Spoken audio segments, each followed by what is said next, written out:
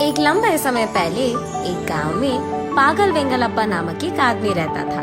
वो अपने नाम के अनुसार ही पागल काम करते रहता था और हमेशा सबसे डांट पड़ती रहती थी उसको। और इतना ही नहीं, उसके सारे पागल काम देख सभी उसको ताने मारते थे। और एक दिन वेंगलप्पा गांव में ऐसे चल रहा था। बेटा इधर आओ एक बार, उम्र की वजह से मैं ज्यादा चल नहीं सकती बेटा। उस मुर्गी को ना सुबह से किसी ने पानी नहीं दिया, उसको थोड़ा पानी दे दो ना। ऐसे उसके सामने मौजूद मुर्गी को दिखाकर बोलती है। ओह इतना ही?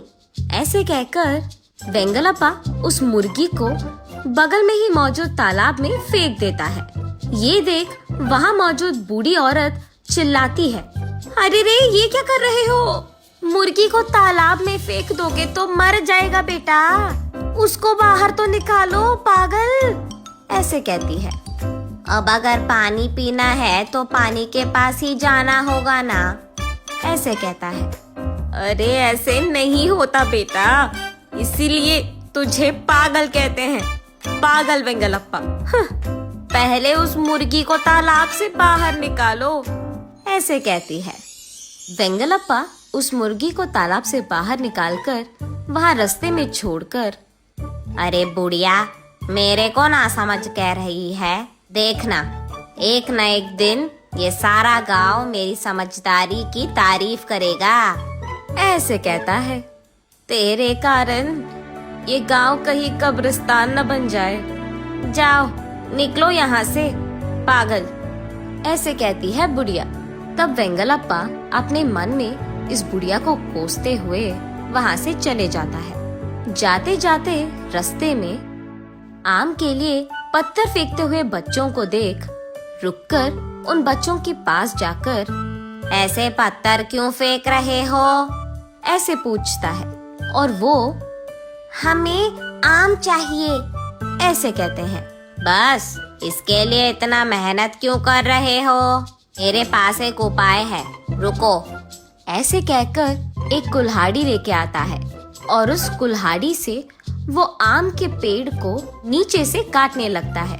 इतने में उस पेड़ का मालिक गुस्से में वहाँ आकर, अरे पागल वेंगलप्पा, उस हरे भरे पेड़ को क्यों काट रहे हो, ऐसे कहता है गुस्से में। उसका गुस्सा देख वेंगलप्पा डर के मारे, वो ये बच्चे उस पेड़ के आम के लिए पत्थर फेंक रहे थे, लेकिन एक भी आम नहीं मिला उनको, मुझे उनकी मदद करनी थी, इसीलिए मैंने सोचा कि पेड़ को गिराऊंगा तो सारे आम मिल जाएंगे। ये सुनकर उस मालिक को और भी गुस्सा आता है। तुम्हारी चतुराई के लिए साष्टांग दंडवत नमस्कार, चल निकलो यहाँ से, ऐसे कहता है। हाँ, किसी को मेरी चतुराई समझ में नहीं आती, ऐसे वो भी गुस्से में वहाँ से चले जाता है। चलते चलते वो जंगल का रास्ता पकड़ जाता है। बीच रास्ते में एक पत्थर से पैर लगकर वो नीचे गिर जाता है। जब तक वो उठ जाता है, उसके सामने एक देवता प्रकट होती है। वेंगलप्पा आश्चर्यचकित होकर उस देवी को देखते रहता है। इतने में वो देवी, कौन हो बेटा तुम? मेरा नाम वेंगलप्पा है, आप कौन है? ऐसे पूछता है।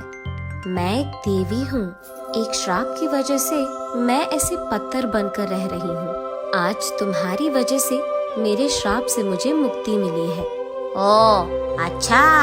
और क्योंकि तुमने मुझे आजादी दी है, मैं तुम्हें 3 वरदान दे सकती हूँ, मांगो, ऐसे कहती है। हाँ 3 वरदान, सच्ची? तो मुझे थोड़ा समय चाहिए, एक के बाद एक पूछूंगा, ऐसे कहता है। वो मुमकिन नहीं है बेटा, एक ही बारी में 3 वरदान मांगने पड़ेंगे, वो तीनों एक के बाद एक सच होंगे, और वो भी अभी के अभी मांगनी पड़ेगी। मैं यहाँ ज्यादा देर नहीं रह पाऊंगी बेटा, ऐसे कहती है। ओह फिर मैं अभी मांगूंगा। ऐसे वो धनाधन 3 वरदान मांगता है।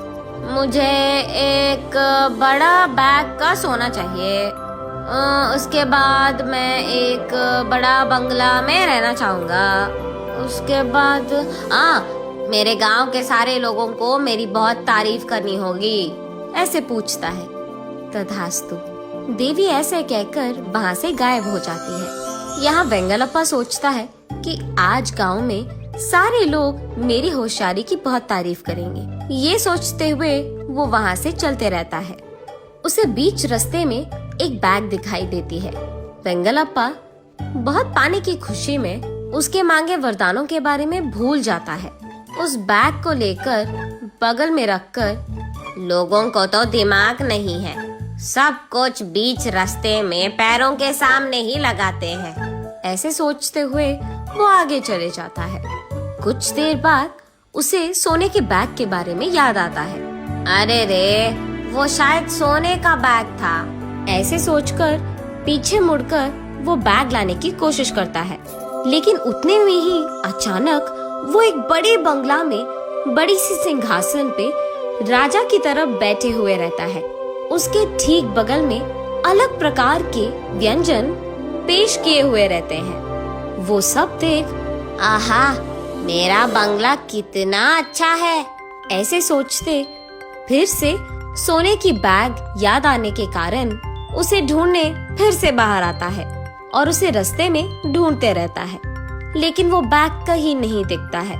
फिर से बंगला चले जाएंगे, ये सोचकर पीछे मुड़कर बंगले की ओर निकलता है, लेकिन बहुत दूर चलने के बावजूद उसे बंगला कहीं नहीं दिखता है। ऐसे वो आखिर में घर पहुंच जाता है।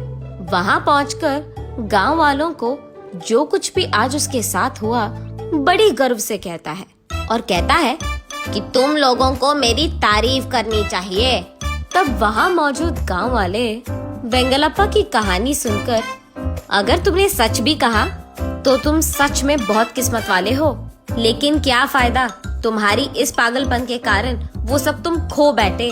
तुमने उन तीनों वरदानों को बेकार में खर्च कर दिया, और तो और तुम पागल हो, इस बात को तुमने फिर से साबित कर दिया, ऐसे कहते हैं। फिर भी वेंगलप्पा, हाँ, इस गांव में कोई भी मेरे होशियारी का तारीफ नहीं करता है, इनको तो मैं कभी समझ में नहीं आऊंगा, ऐसे कहते हुए वहां से चले जाता है। नैतिक आत्म मूल्यांकन अगर हमने नहीं किया तो हम मूर्ख ही रह जाएंगे।